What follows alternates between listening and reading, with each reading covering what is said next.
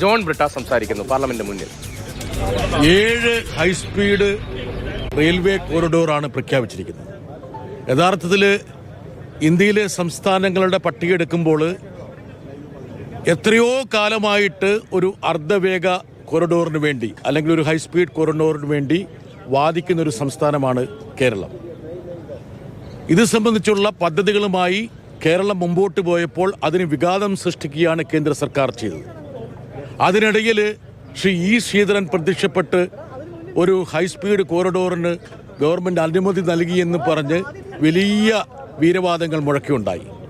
എന്നാൽ ഇക്കാര്യങ്ങളെക്കുറിച്ചൊന്നും ധനമന്ത്രി കമാന്തരക്ഷരം പറഞ്ഞിട്ടില്ല എന്ന് മാത്രമല്ല, 7 കോറിഡോറുകളിൽ ഏറ്റവും കൂടുതൽ അതിവേഗ തീവണ്ടിപ്പാതയ്ക്ക് യോഗ്യതയുള്ള കേരളത്തെ പൂർണ്ണമായും വിട്ടുകളഞ്ഞിരിക്കുന്നു എന്നുള്ളതാണ് മറ്റൊരു ദൗർഭാഗ്യകരമായ കാര്യം.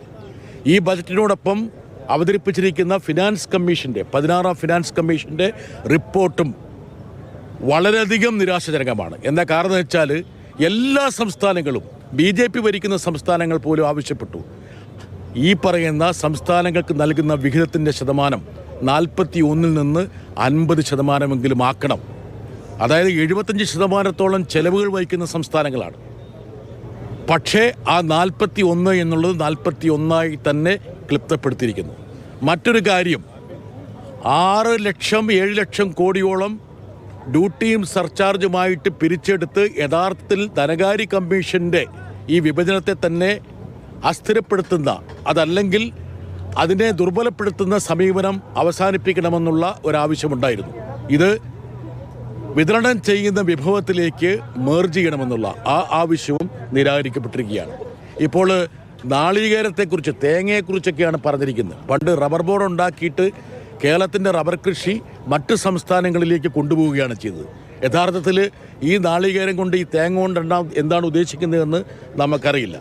മാത്രമല്ല, all India institute of medical science 22 AMS, 2 AMS കിട്ടിയിട്ടുള്ള സംസ്ഥാനങ്ങൾ പോലുമുണ്ട്.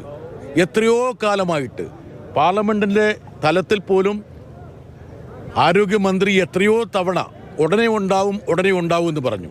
പക്ഷേ അത് സംബന്ധിച്ച് നിശബ്ദതയാണ്. ഇപ്പോൾ ആയുർവേദത്തെക്കുറിച്ച്